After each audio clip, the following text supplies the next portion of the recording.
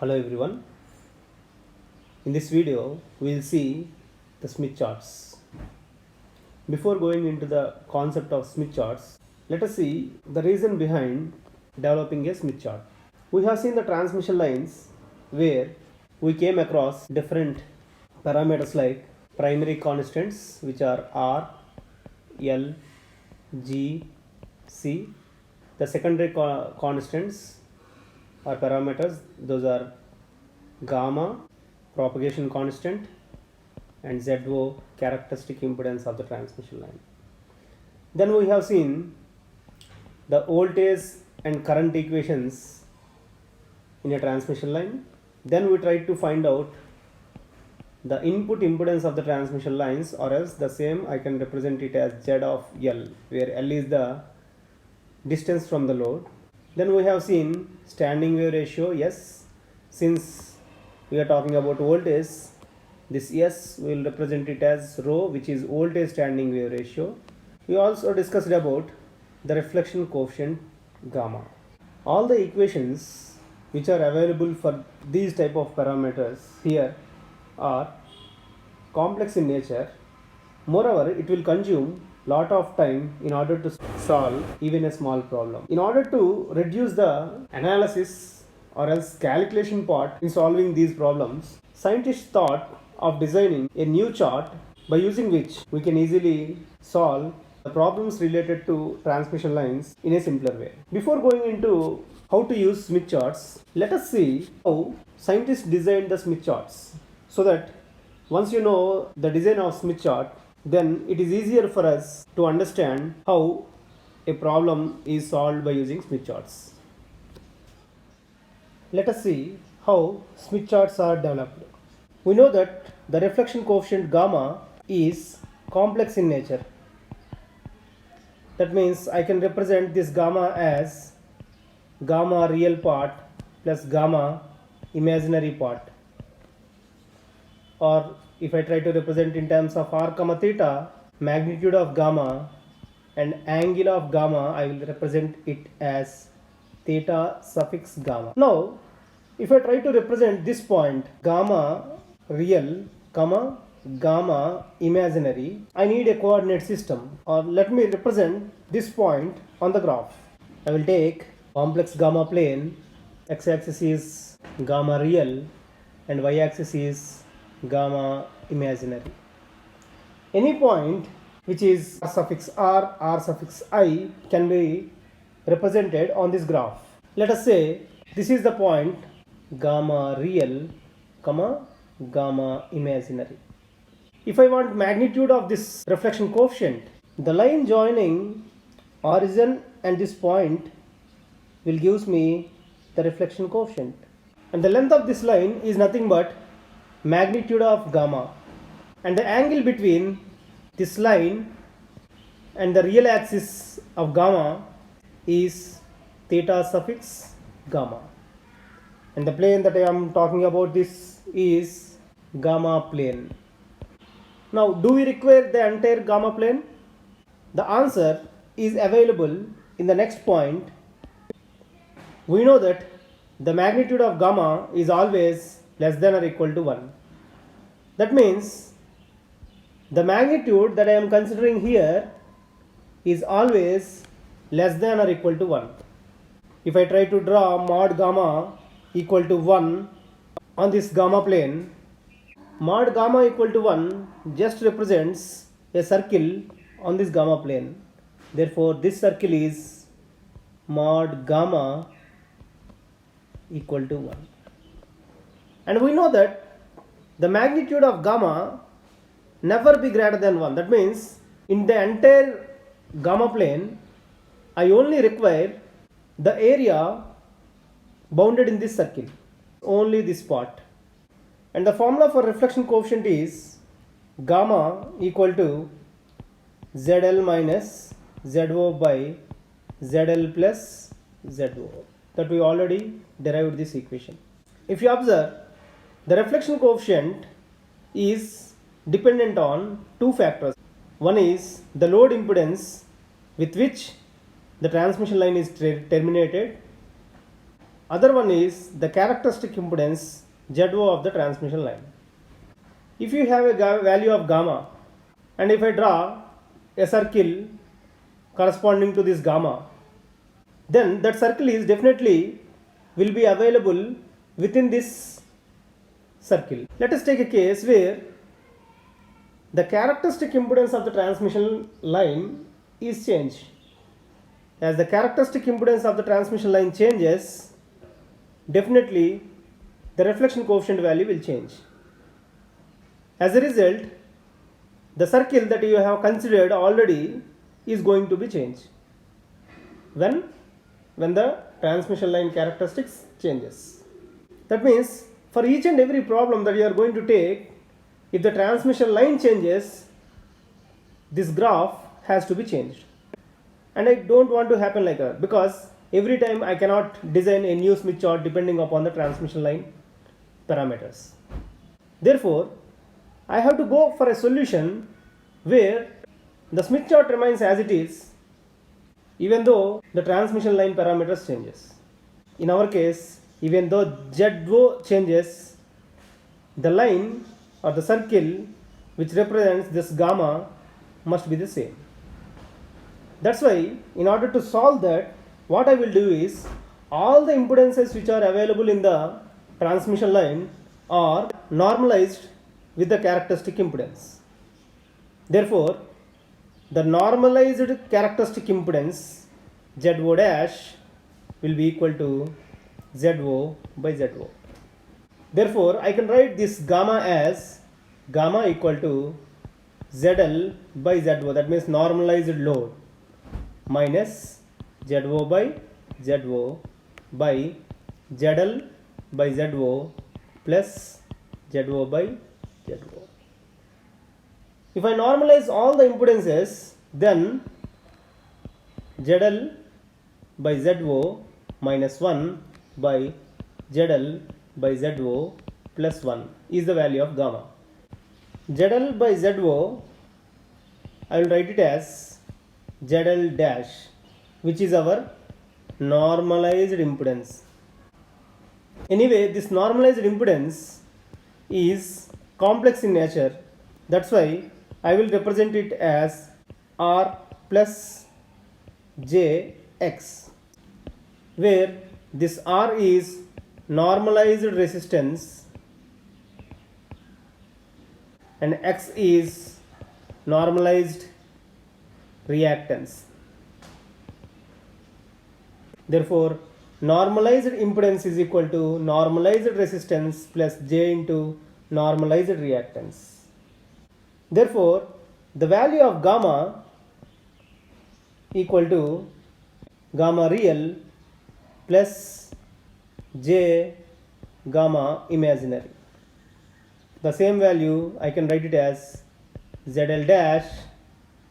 You can see from here, this one is ZL dash minus 1 by ZL dash plus 1. This is the gamma value. Let us extend this to the next level. I am going to apply componendo dividendo for this equation. Then 1 plus gamma by 1 minus gamma equal to 1 plus gamma real plus j gamma imaginary by 1 minus gamma real minus j gamma imaginary. That is equal to ZL bar minus plus 1 plus ZL bar minus 1 by ZL bar plus 1 minus ZL bar minus 1. That implies 1 plus gamma R plus J gamma I by 1 minus gamma R minus J gamma I, that equal to, the numerator is 2 into ZL and the denominator is 2. So therefore its value is ZL. So writing this equation again, ZL equal to 1 plus gamma R plus J into gamma I by 1 minus gamma R minus J into gamma I. Let me recall this value of ZL, we consider it as R plus Jx. Therefore, its value is equal to R plus Jx. I will multiply and divide this equation with 1 minus gamma R plus J times gamma I by 1 minus gamma R plus J times gamma I. Therefore, R plus Jx equal to ZL equal to 1 plus J times gamma imaginary plus gamma real multiplied with 1 plus J times gamma imaginary minus gamma real. Denominator is in the form of a minus b into a plus b. Therefore, 1 minus gamma R whole square minus J square gamma I square. Therefore, R plus Jx equal to ZL equal to, this is like a plus b into a minus b. Therefore, 1 plus J gamma I whole square minus gamma R square. Denominator is 1 minus gamma R whole square minus J square. J square is minus 1, therefore plus gamma I square. Rewriting this equation, R plus Jx equal to 1 plus J square gamma I square plus 2J gamma I minus gamma R square by 1 minus gamma R whole square plus gamma I square. R plus Jx equal to 1, J square is minus 1 minus gamma I square minus gamma R square by 1 minus gamma R whole square plus gamma I square. So this is the real part plus J times 2 into gamma I by 1 minus gamma R whole square plus gamma I square.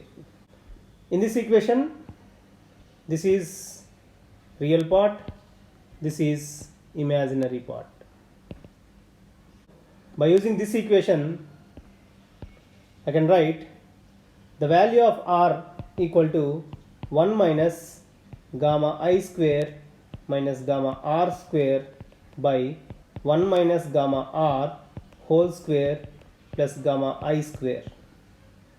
Similarly, the value of x equal to 2 times gamma I by 1 minus gamma R whole square plus gamma I square.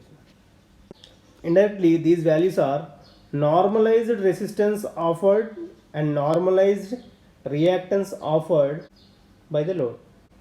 Rearranging above two equations x and r, we will get gamma r minus r by 1 plus r whole square plus gamma I square equal to 1 by 1 plus r whole square, and gamma r minus 1 whole square plus gamma I minus 1 by x whole square equal to 1 by x whole square. Let us call these equations as equation A and equation B. The first equation contains a parameter which is r, and the second equation contains a parameter which is x. If you observe these two equations are in the form x minus h whole square plus y minus k whole square equal to a square, which generally represents a circle of radius a and center at h comma k. The first equation A contains a parameter r which is normalized resistance.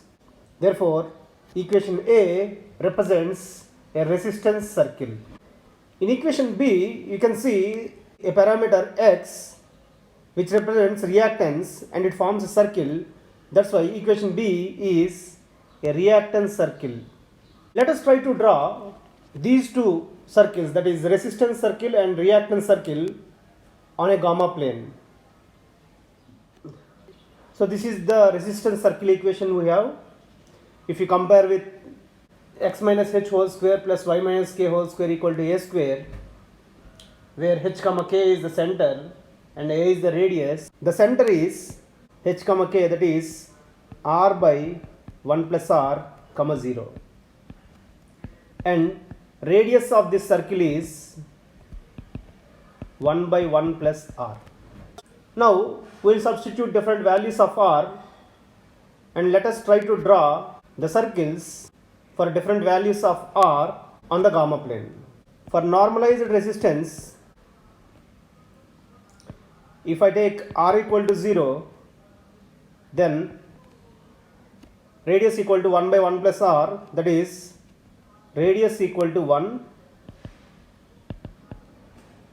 and if I substitute r equal to 0 in the center, then that is 0 comma 0.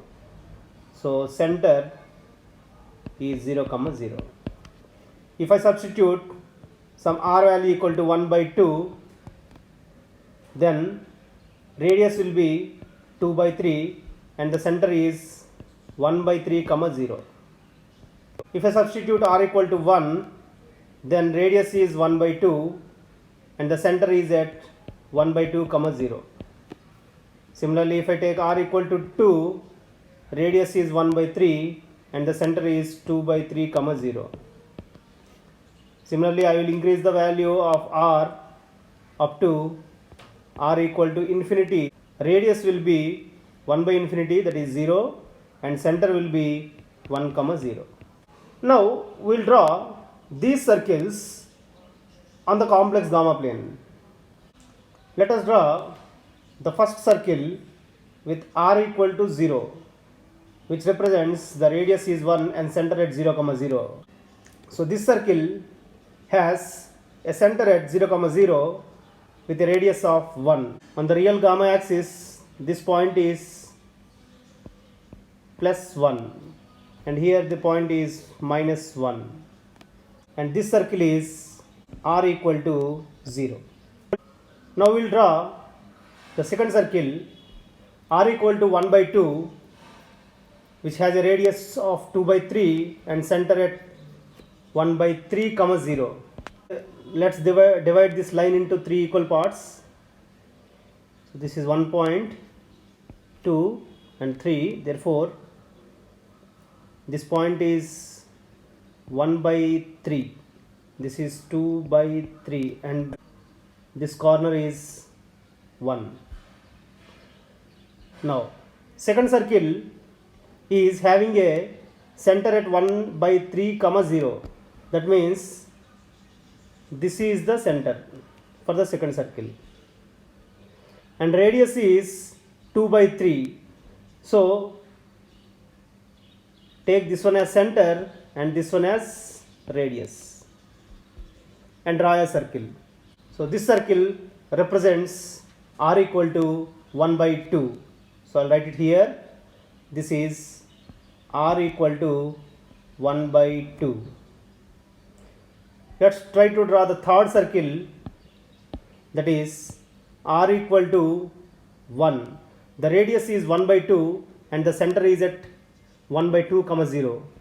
So the center is at 1 by 2 comma 0. So this point is 1, half of it is this point, that is 1 by 2, and radius is 1 by 2 represents this distance. Its radius is 1 by 2 and center at 1 by 2 comma 0. Now we will draw a circle with r equal to 2 whose radius is 1 by 3 and center as 2 by 3 comma 0. So 2 by 3 comma 0 means this point, and radius is 1 by 3 means this distance.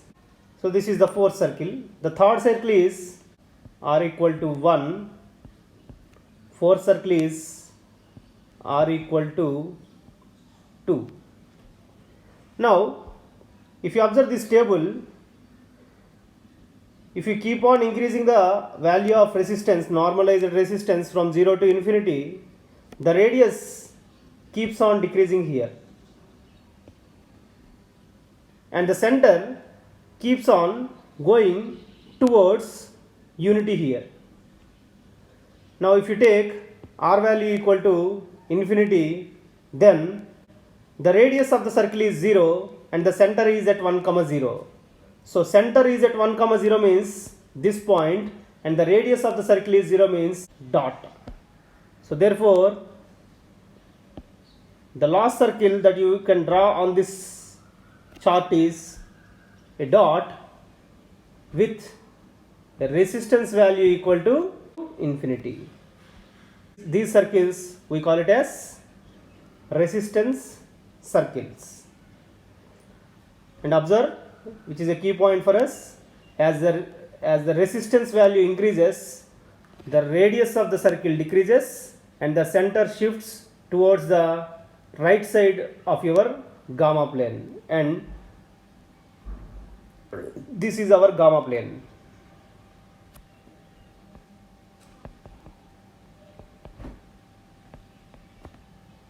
Okay. Now the next type of circles we have is reactance circles. So this is the formula for reactance circles. If you compare it with standard equation x minus h whole square plus y minus k whole square equal to a square, then center is h comma k, which is equal to 1 comma 1 by x, whereas radius equal to 1 by x. For normalized reactance x equal to 0, the radius is equal to 1 by x, that is infinity, and the center is equal to, center is 1 comma 1 by x, right? That means 1 comma 1 by 0 is infinity, therefore center is 1 comma infinity. If you substitute x equal to plus or minus 1 by 2, then the radius will be 2 and the corresponding center is 1 comma plus or minus 2. If you substitute x equal to plus or minus 1, then radius is equal to 1 and center is 1 comma plus or minus 1. If you substitute x equal to plus or minus 2, then radius is 1 by 2 and the corresponding center is 1 comma plus or minus 1 by 2. If you continue up to x equal to plus or minus infinity, then the radius value is equal to 0, the center is 1 comma 0. Let us try to draw all these circles on the gamma plane that we have already drawn. So this is the gamma plane upon which I have drawn the resistance circles. On the same graph, now I will try to represent the reactance circles. Let's start with the first one. If x is equal to 0, that means reactance is 0, radius is infinity and the center is 1 comma infinity.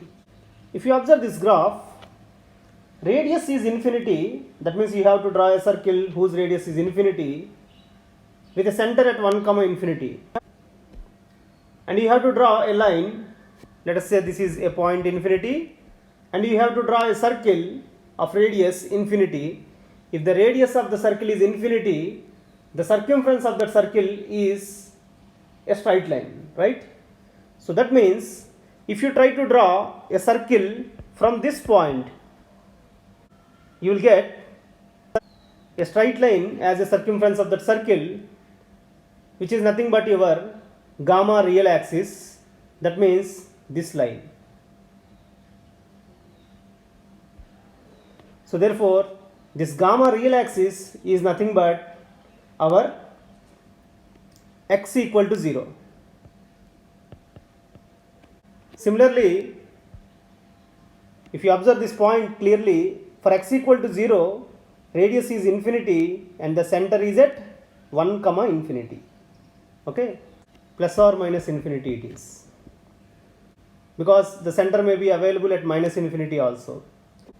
Second point, for x equal to plus or minus 1 by 2, I will tell you why I am going to consider x values as plus or minus 1 by 2 later. For x equal to plus or minus 1 by 2, the radius is 2 and center at 1 comma plus or minus 2. So this is the point 1. Plus or minus 2 means in gamma imaginary axis, this point corresponds to 1, and 2 means this point 1 comma plus 2. Similarly, 1 comma minus 2 means, which is available here, this point is corresponds to 1 minus 1, this point corresponds to 1 comma minus 2. Now in this case I have to draw two circles. One is above gamma plane, real gamma plane, and one is below real gamma plane. So the overall graph something looks like this. Okay, and this circles represents x equal to 0.5, and this circle represents x equal to minus 0.5. Okay, the third circle, x equal to plus or minus 1. For x equal to plus or minus 1, radius is 1 and center is at 1 comma plus or minus 1. Radius is 1, center at 1 comma plus or minus 1. That means this is one center, this is one center, because this point is 1 comma minus 1 and this point is 1 comma 1. So this is that circle. So I can write x equal to plus 1. Okay, similarly the second circle you have to draw it here. So this is the second circle with x equal to minus 1. So the overall graph looks like this now. Now the third circle is x equal to plus or minus 2 with radius 1 by 2 and center 1 comma plus or minus 1 by 2. So center at 1 comma plus or minus 1 by 2 means, so this point is 1 comma plus 1 by 2 and this point is 1 comma minus 1 by 2. So these are centers and we have to draw circles on it. So the first circle is of radius 1 by 2,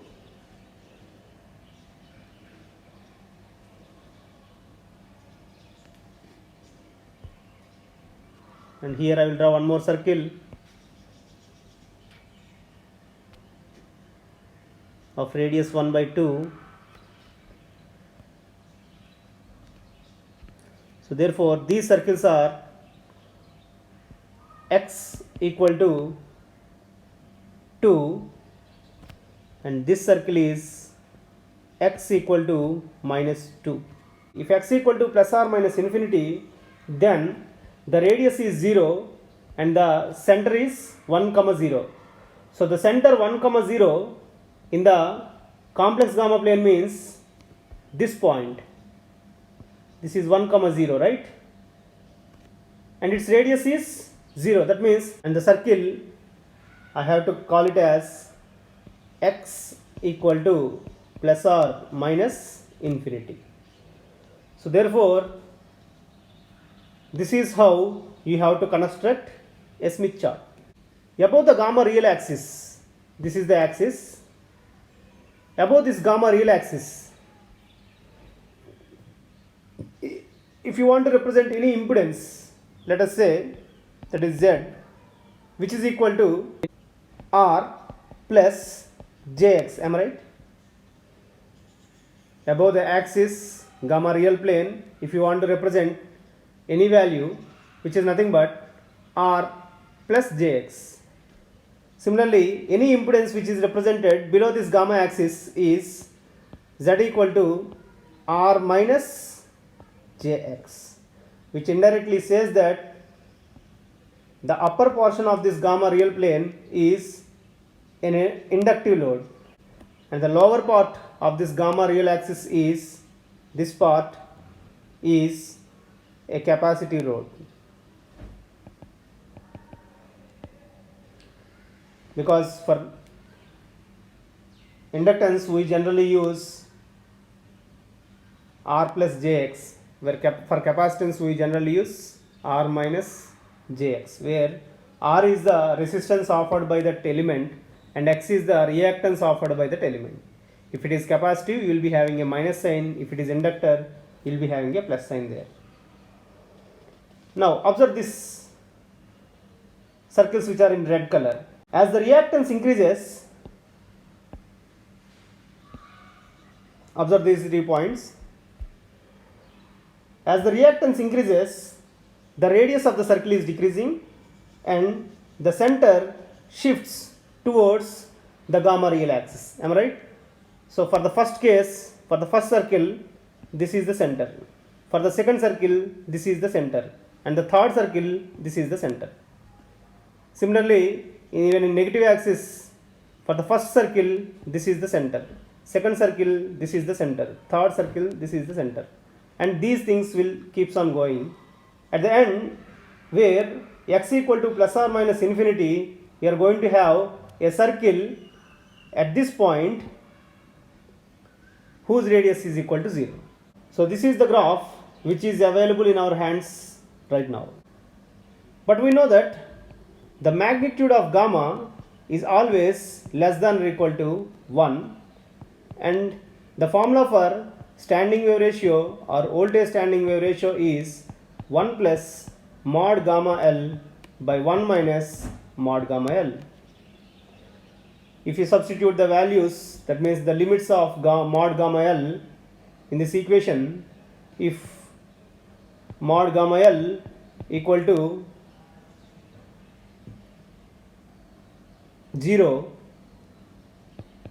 then standing wave ratio is equal to 1 plus 0 by 1 minus 0, 1. If mod gamma L equal to 1, that implies the standing wave ratio is equal to 1 plus 1 by 1 minus 1, 1 by 0, which turns out as infinity. That means as gamma L, if gamma L is in between 0 to 1, then the corresponding values of standing wave ratio is in between 1 to infinity. At the starting of the class, we drawn mod gamma L equal to 1, and that graph is this one, mod gamma equal to 1. The corresponding value for mod gamma equal to 1 is S equal to infinity. And if the magnitude of gamma equal to 0, then you have to draw a small circle at the center of gamma plane here, whose radius is 0. Then only you can say mod gamma equal to 0. If mod gamma is equal to 0, then standing wave ratio is equal to 1. So therefore, if you try to draw gamma circles or S circles on a gamma plane, then as the gamma value tends towards the 0, S value will tends towards 1. And one more observation in this graph is mod gamma equal to 1 will pass through a point here, that is 1 comma 0. One more point on this gamma real axis is minus 1 comma 0. That means this circle which is passing through these 2 points represents S equal to infinity. Now let us see such circle exists in our graph or not. In our graph, that point is this point which represents 1 comma 0, and another point is minus 1 comma 0. Therefore, the circle which is passing through these points is r equal to 0 circle.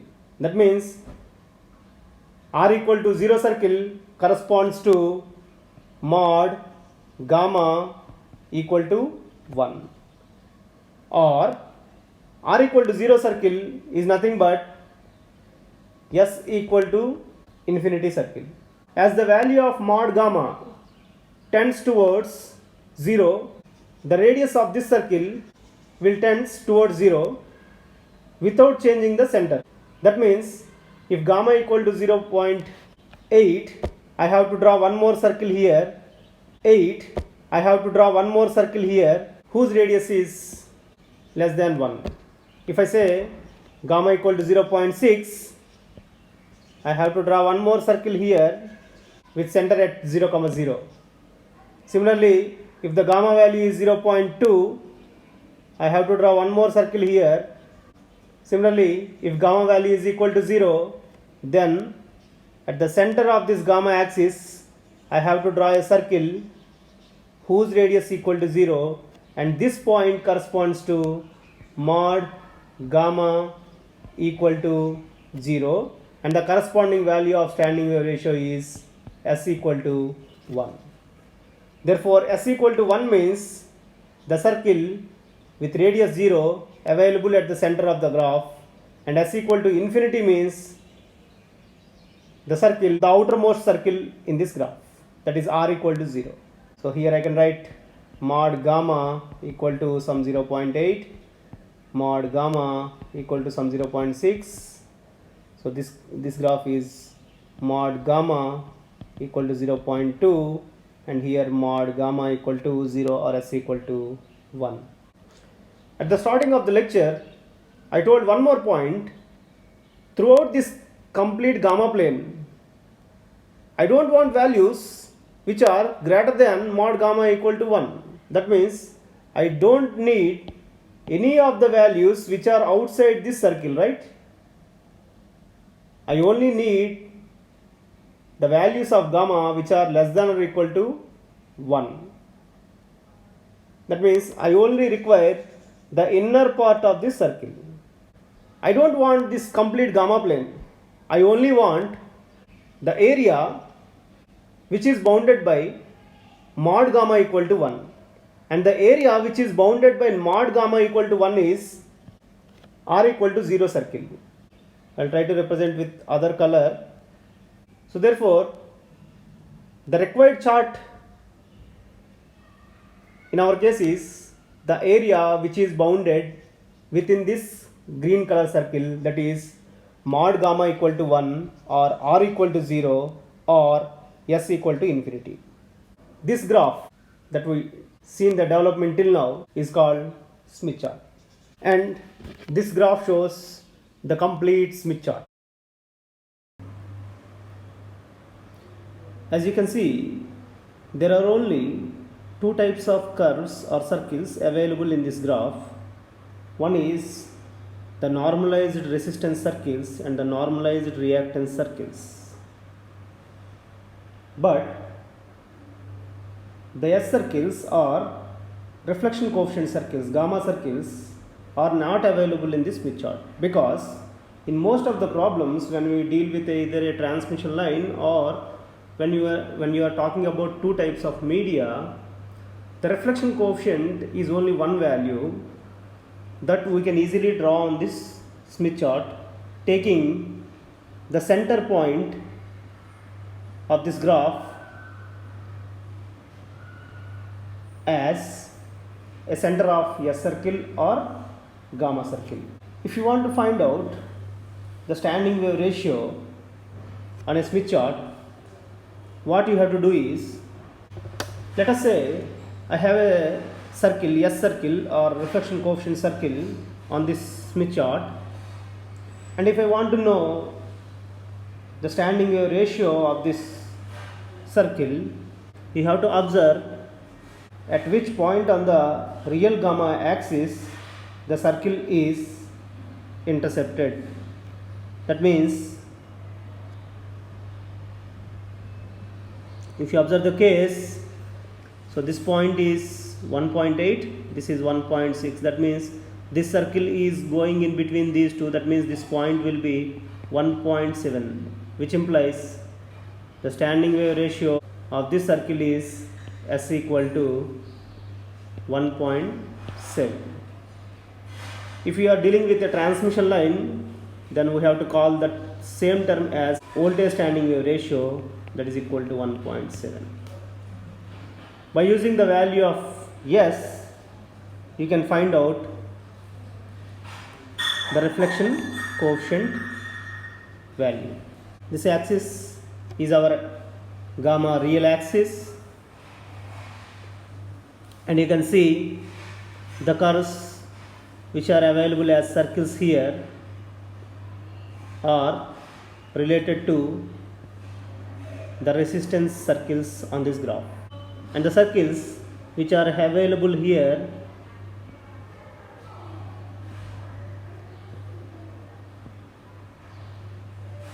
they're all reactance circles, which represents the inductive loads, and the circles which are below this line you can see are reactance circles which are related to capacitive load. Let us see some of the important points about Smith chart. The first point is a short circuit connection point. Let us say ZL R plus JX. If R equal to 0, so this circle is R equal to 0, and if I say X equal to 0, X equal to 0 represents the reactance is 0. If reactance is 0, the circle that you are going to get is having infinite radius whose center is 1 comma infinity. In such case, X equal to 0 represents this line. The point of intersection of these two points, that means this point and this point, represents X equal to 0 as well as R equal to 0, and this point is also R equal to 0 as well as X equal to 0. Indirectly, your ZL value is equal to 0 plus J into 0, that is a short circuit point on transmission line. These 2 points represents a short circuit point on the transmission line. Now let us see where does an open circuit connection available on this Smith chart. An open circuit connection means ZL equal to mod ZL equal to R plus or minus Jx, where R equal to infinity and X equal to plus or minus infinity. R equal to infinity represents a circle whose radius is 0, which is available at 1 comma 0 that we have seen in the construction of Smith chart. X equal to plus or minus infinity represents a circle whose radius is 0, which is available at 1 comma 0 again. That means we are talking about this point on the Smith chart. So this point represents normalized resistance equal to infinity as well as normalized reactance is equal to plus or minus infinity. So therefore I can conclude this point is a short circuit point PSC. This point is a short circuit point as well as an open circuit point on the transmission line, or else I can conclude like an open circuit point is another location of short circuit point on the transmission line. If you observe this part of the Smith chart, which represents, observe this point, wavelength towards the generator. That means this is the point where we have a wavelength of 0, and if you continue on this line, wavelength towards the generator 0.04, 0.05, and this point is 0.1, and if you continue going in this way, you will get 0.25. That means if you move from this point to this point, the wavelength that you are going to get is, if you start at 0, here this point is 0.25 lambda, and again if you continue in the same direction, so this is 0.25, 0.26, 0.3, 0.37, 0.46, 0.49, and the last point which is available here is 0.5, which means 0.5 lambda. That means if you move from this point to the same point on the Smith chart, that means for a complete rotation of 360 degrees on the Smith chart, you will move at a distance of lambda by 2 on the transmission line. That's why this is 0, this is lambda by 4. Again, if you move a distance of lambda by 4 in this direction, you will get lambda by 2. So on a transmission line from the load, if you move a distance of lambda by 2 on a Smith chart, you will move 360 degrees. Anyway, you know that this point is a short circuit point and this point is an open circuit point. The next line that you observe on a Smith chart is the angle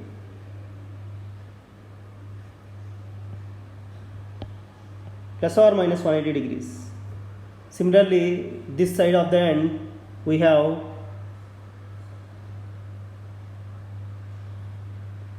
zero degrees here, so it starts at 0, and in this direction it is 0 to 180 degrees positive values, and in this direction it is 0 to 180 degrees with negative values. As you already aware that the upper portion represents ZL equal to R plus JX, which is an inductance, whereas this lower portion represents ZL equal to R minus JX, which is a capacitance value. And we know that at an open circuit connection, the voltage is maximum, and at a short circuit connection, the voltage is minimum. Voltage maximum means, so from here to this point you have Vmax. Similarly, from here to this point you have voltage minimum. So these are Vmax and V minimum points on the transmission line. You can observe these two are outer scales which are in wavelengths,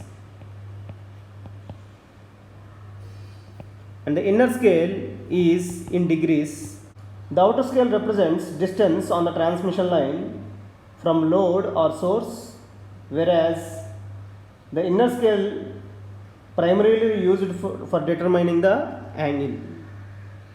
Now, upon a transmission line, if you move a distance of lambda, the corresponding distance on the Smith chart is you have to rotate twice on this Smith chart, that is 360 degrees into 2, that is 720 degrees. The next observation is, if you see this part in which one section is saying about wavelengths towards generator, one section is saying wavelengths towards the load. That means on a transmission line, if you are moving towards the generator, then you have to use graph in this clockwise direction.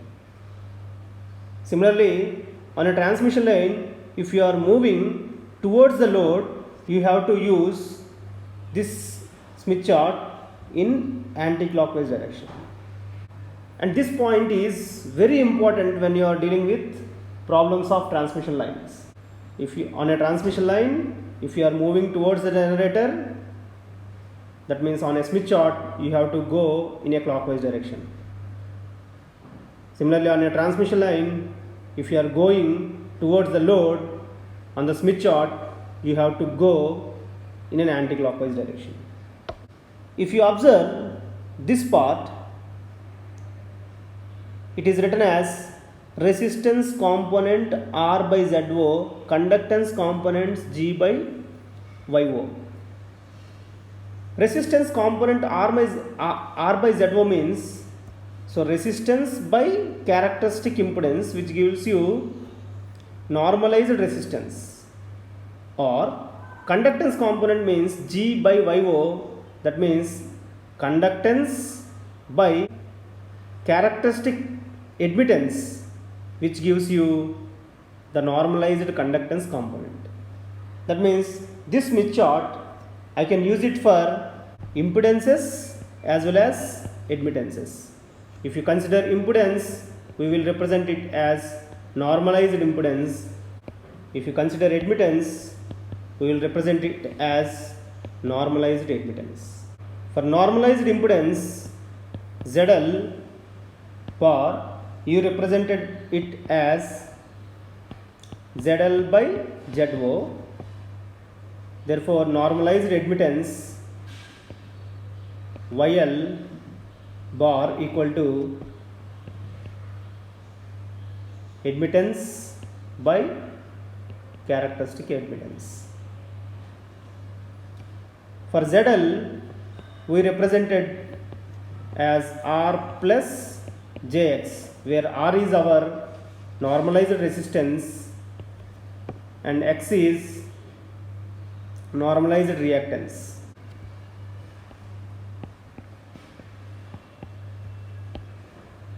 Whereas normalized admittance equal to G plus JB, where G is normalized conductance and B is normalized susceptance. Till now, we have only seen normalized resistance circles and normalized conductance circles on this Smith chart. If you draw normalized susceptance and normalized conductance circles on the same Smith chart that we have drawn here, which is, we call it as gamma plane, that graph looks like this. This is just a mirror image of the previous graph Smith chart in the gamma plane. So if you are dealing with impedances, then the concentric circle should be in the right hand side of your page. Whereas if you are dealing with admittances, then the concentric circle should be at the left hand side of your page. This is a Smith chart which contains both resistance and reactance circles as well as conductance and susceptance circles. But in general, We will never use both on a single sheet since it confuses us.